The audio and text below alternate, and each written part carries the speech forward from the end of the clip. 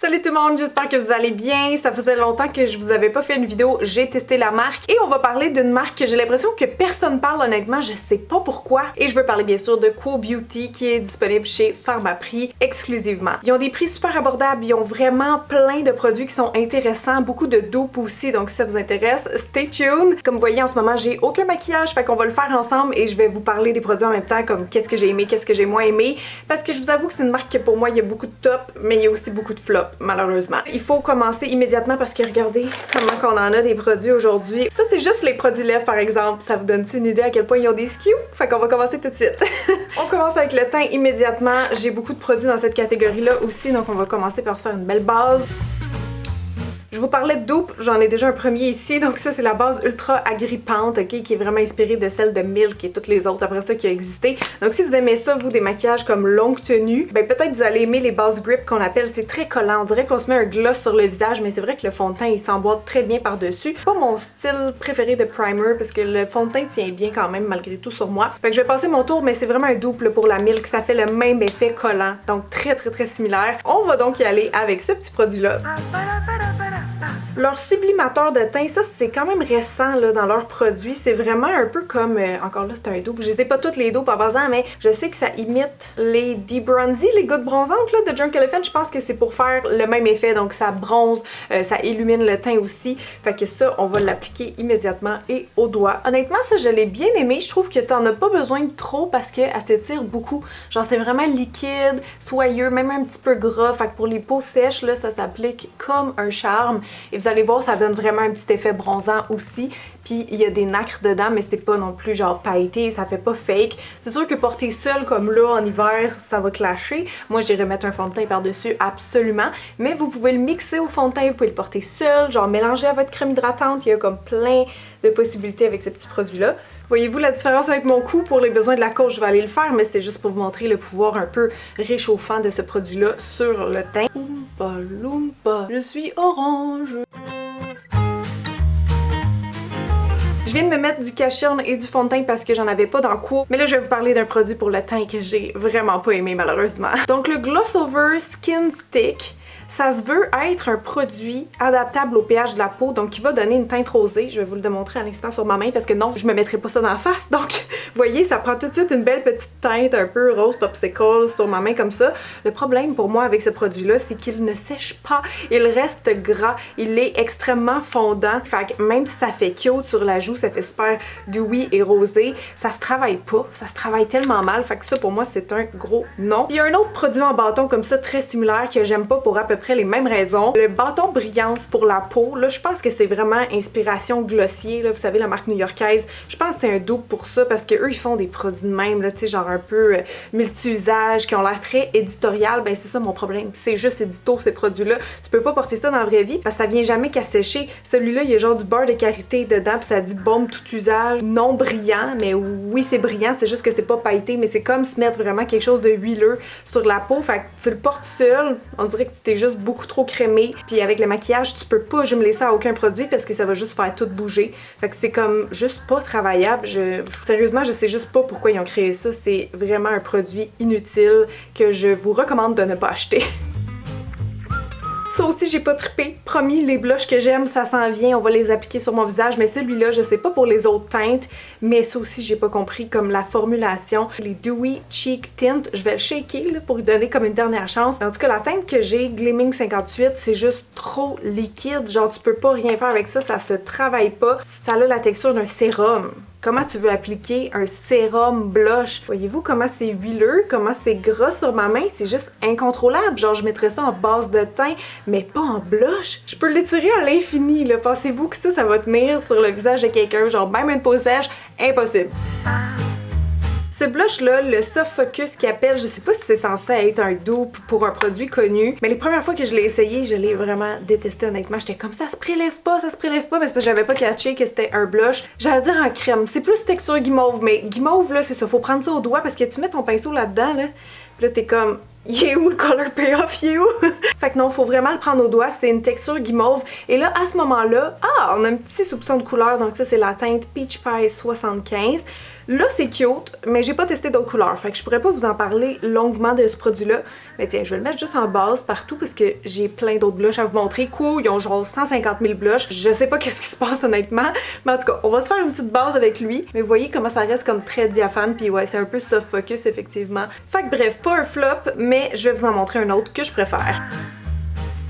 Donc les bâtons polyvalents joues et lèvres qu'ils appellent, j'aime full les travailler. C'est vraiment des blushs crème en stick, pratico-pratiques, mais qui ont un color payoff de malade. Là, je vous swatch ça à l'instant.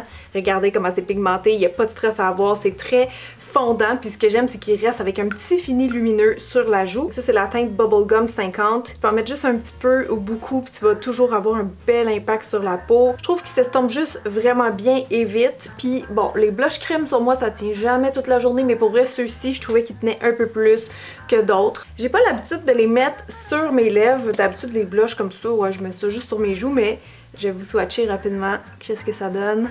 Fait que voilà, si vous cherchez un fard à joues vraiment crémeux, fondant puis qui se travaille bien, there you go!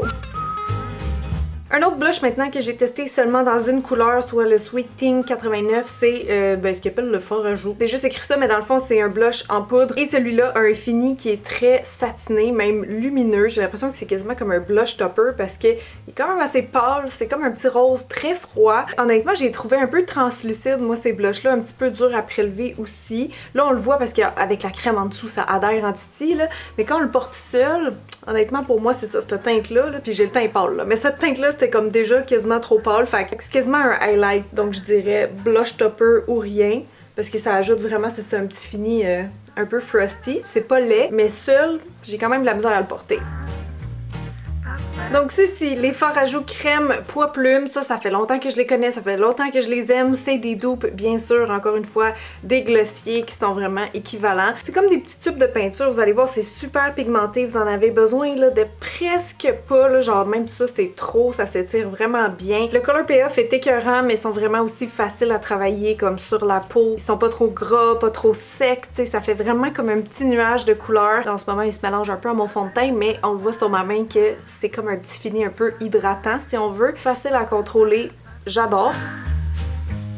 Ok, ceux-là, je les aime vraiment beaucoup aussi. Donc, ils sont nouveaux. C'est les blushs stick comme ça. Donc, c'est vraiment deux teintes de blush qui sont différentes, mais un petit peu complémentaires. Souvent, il y en a une qui est plus foncée que l'autre, par exemple. Color payoff excellent.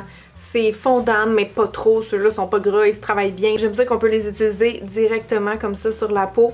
Puis ça se travaille comme un charme, honnêtement. Ils sont très fondants, mais très un effet un petit peu cochon. Là, je fais attention comment je le prononce parce que chaque fois que je dis ça, les gens entendent cochonne. Je sais pas comment le décrire autrement. C'est pour ça que j'utilise cette expression-là en anglais. Moelleux, un peu sur la peau, tu sais, genre ça se fond super bien, là. Un petit effet coussin, là. Je sais pas comment dire. Je les trouve tellement beaux, puis comme je dis, ils sont vraiment faciles à travailler, eux autres aussi. Encore une fois, ça tient pas toute la journée sur moi si j'ai pas de pas.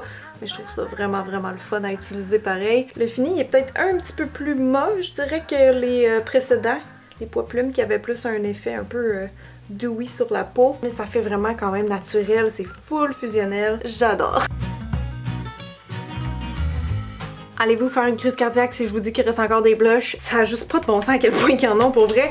Donc, les Lip and Cheek Mod, c'est des dupes pour ceux de Selena Gomez. Donc, ça date de pas mal quand elle a sorti ses propres produits à elle, là, ses propres blushs. Honnêtement, le packaging est genre ultra similaire, mais pour vrai, sont bons, sont encore une fois super bien pigmentés. Ça se travaille bien sur la peau, puis ceux-là, ils ont vraiment un effet cochon. C'est comme les plus aériens de la gang, les plus texture mousse, je vous dirais. Et c'est aussi par conséquence les plus bas. Donc eux, ils vont vraiment avoir un effet soft focus sur la peau, là, vraiment très lissant, très estompeur. Donc si vous cherchez un blush crème, mais que vous avez la peau grasse, que vous avez peur que ça va faire ressortir un peu la texture de la peau, ce produit-là, ça serait vraiment fait pour vous. Ça fait vraiment juste un petit effet de nuage de couleur, très discret. Si vous aimez les blushs de Rare Beauty, c'est sûr que vous allez aimer ceux-là. Ils font vraiment un effet très similaire, là, tu sais, comme dans l'effet flouteur. C'est assez identique, merci.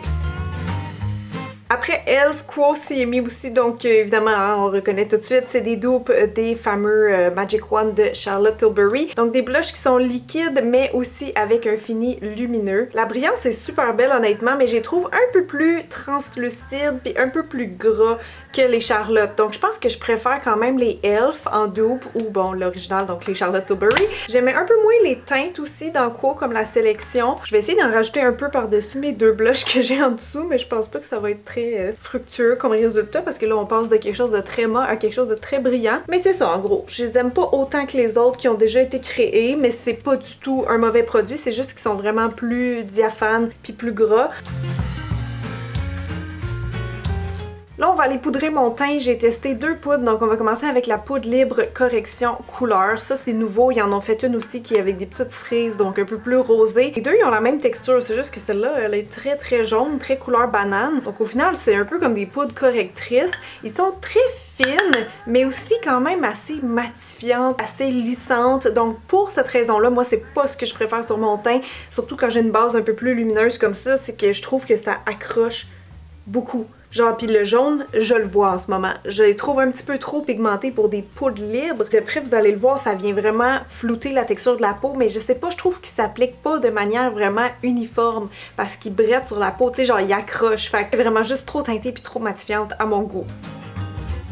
L'autre poudre que j'ai testé 2, donc la poudre fixatrice radieuse, je suis certaine que c'est un double pour un produit, mais j'arrive pas à replacer lequel. Moi, dans son but, son fini, elle me rappelle un peu la poudre genre Flawless Filter, je pense que ça s'appelle de Charlotte Tilbury, qui est comme une poudre de finition, donc un petit peu lissante, perfectrice et tout ça. On a quand même un effet similaire avec celle-ci. Donc il l'appelle radieuse, mais c'est vraiment comme une poudre mate lumineuse. Donc l'effet radieux qui parle, là, je pense honnêtement que c'est dû au fait que la poudre est quand même assez pâle, donc c'est la light size. C'est vrai que ça fait un petit effet comme de lumière mat, donc on peut quasiment s'en servir comme un highlight mat justement. Je vais en prendre juste un petit peu puis en mettre en dessous de mes yeux pour fixer mon cache-cerne. Vous allez le voir, l'effet blanc. Il kikine assez vite, merci. Ce que j'aime moins de cette poudre-là aussi, c'est que comme la précédente, je trouve qu'elle est pas tant uniforme sur la peau. Je sais pas pourquoi. Elle a une texture vraiment crémeuse, tu sais, comme elle a du potentiel, je dirais. Mais une fois sur moi, c'est ça, on dirait que ça spot plus blanc à certains endroits. Je sais pas pourquoi. Moi, c'est une poudre perso que j'utiliserais vraiment comme la Charlotte, donc en finition à la toute fin, c'est-à-dire que je viendrais quand même poudrer, tu sais, comme avec ma bonne vieille poudre Laura Mercier en dessous, puis juste prendre ça par-dessus en fini parce que c'est ça, ça vient un peu highlighter comme les zones du visage, fait que j'irais pas poudrer perso mon teint au complet avec cette poudre-là. Donc c'est pas un flop, mais c'est une poudre vraiment qui matifie, qui peut faire sec si on en met trop, donc c'est juste pas le genre de produit que j'utilise habituellement.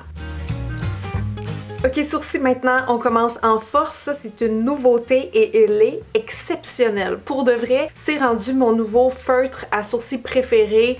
Pas juste de pharmacie, mais je pense toute catégorie confondue. Pour vrai, je le trouve tellement bon. Il l'appelle le crayon à sourcils ultra fin, mais c'est un feutre là, ok? Puis oui, c'est ultra fin, genre ça fait vraiment des tout petits poils là, donc si vous voulez quelque chose de vraiment réaliste, moi lui je l'ai en teinte H89, puis c'est vraiment juste un brun cendré, parfait, qui surtout va pas changer de couleur. Tu sais, genre les Urban Decay, là, il y en a qui sont comme vraiment roux, il y en a qui tournent vert des fois, c'est vraiment étrange, mais celle-là, il marche vraiment comme un charme. J'ai rien de négatif à dire dessus pour vrai.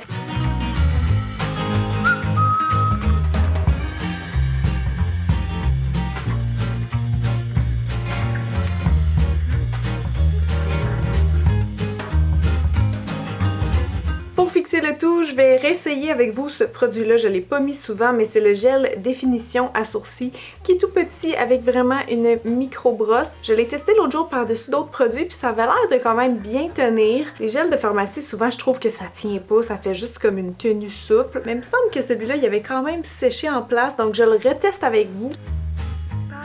Les seuls autres produits à sourcils que j'ai testés, c'est ces deux-là ici qui sont pas mal identiques mais qui portent pas le même nom, là. Donc le mascara à sourcils Dufter, c'est qui est teinté puis il y a comme un petit peu des fibres, mais la brosse de l'autre est identique, c'est juste qu'il l'appelle gel à sourcils effet laminé. C'est vrai que la brosse est le fun pour venir faire vraiment, tu sais, comme un effet plaqué, mais ça pour moi c'est plus un effet pommade que gel et toutes les pommades ne tiennent pas dans mes poils, genre ça fait beau sur le coup puis après ça retombe. Fait que pour cette raison malheureusement je pourrais pas vous les recommander ou en tout cas moi je les rachèterais pas. Pendant ce temps-là mon petit gel à sourcils transparent, il est séché puis il a l'air bien, mais je dirais quand même que c'est une tenue souple parce que vous voyez il est brossable.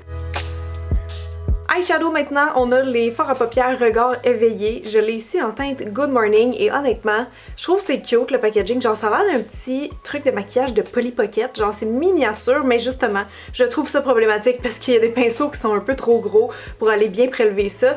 Et ce qui m'a déçu avec ce produit-là, honnêtement, c'est vraiment le Color Payoff. Donc vous avez deux ici là qui sont censés être un peu plus métalliques que ça. C'est comme des teintes satinées, mais on les voit presque pas sur ma main, mais c'est surtout le Color Payoff des fards mat. Genre c'est vraiment translucide, donc j'ai pas aimé malheureusement. Je sais pas si les autres teintes sont mieux, mais je mettrai pas ça sur mes yeux aujourd'hui. Par contre, les stacked eyeshadow comme ça, je les ai vraiment aimés. Encore là, j'ai juste testé une teinte, mais j'aimais vraiment le concept. C'est super cute, puis pour vrai, ça, les couleurs sont bien, sont pigmentées. Et c'est des gros formats, il y a même un petit miroir, sérieux, ça aussi pour le voyage, c'est génial. Fait que je vous fais une petite démo express sur mes yeux et vous constaterez par vous-même les résultats.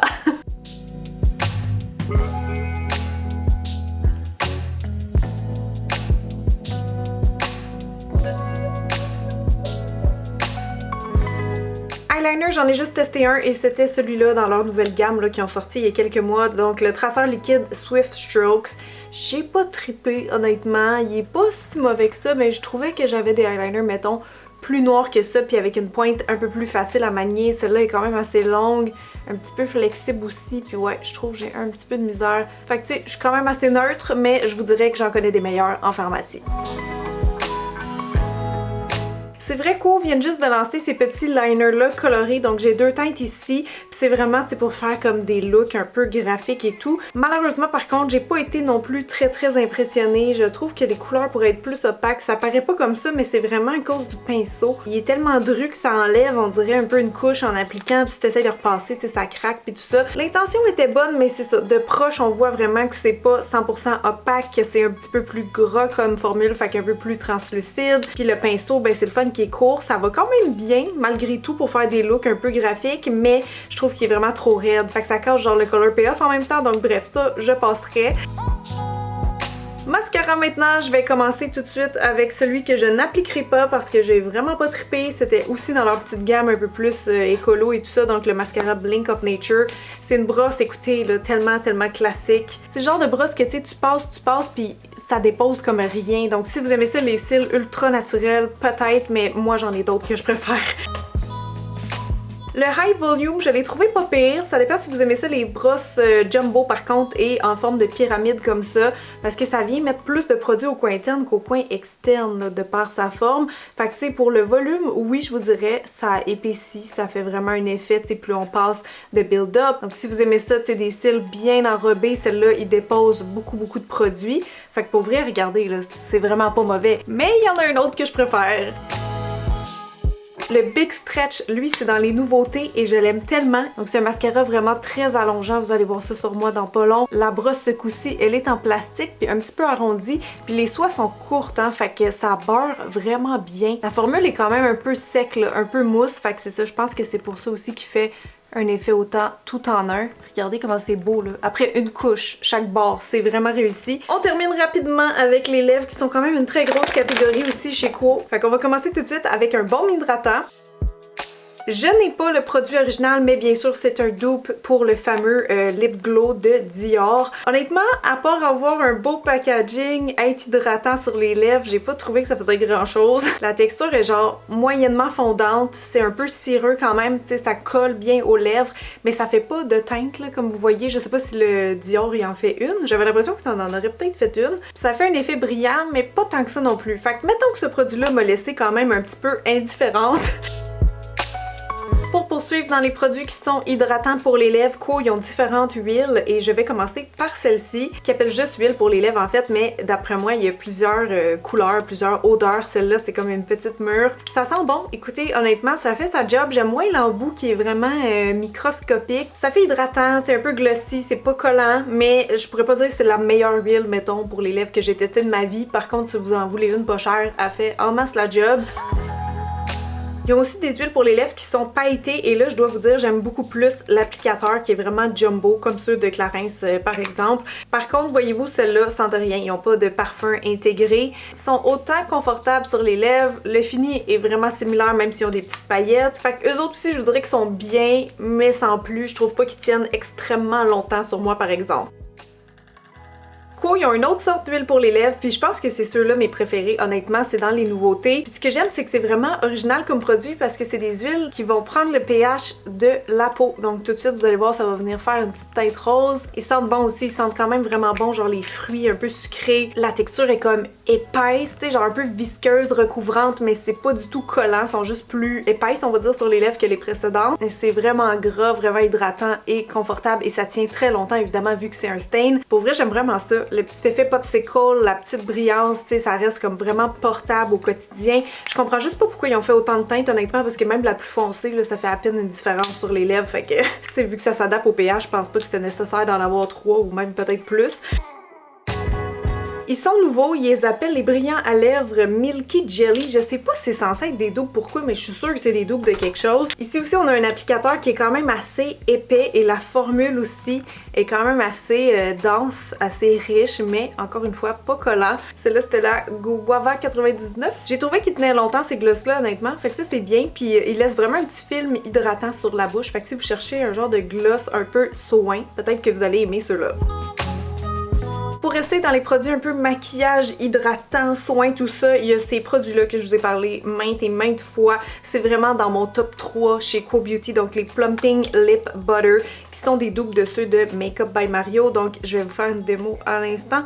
C'est très pigmenté, mais modulable, fondant, mais ça adhère bien aux lèvres, ça tient en place. Ça fait un full bel effet de baume teinté, mais un petit peu plus pigmenté puis un petit peu plus glossy. Ils ont un petit effet mentholé aussi, puis je trouve qu'ils aident vraiment comme à lisser, à galber en fait la lèvre, fait qu'ils marchent super bien. Pour vrai, si vous les avez pas essayés encore, je suis complètement fan.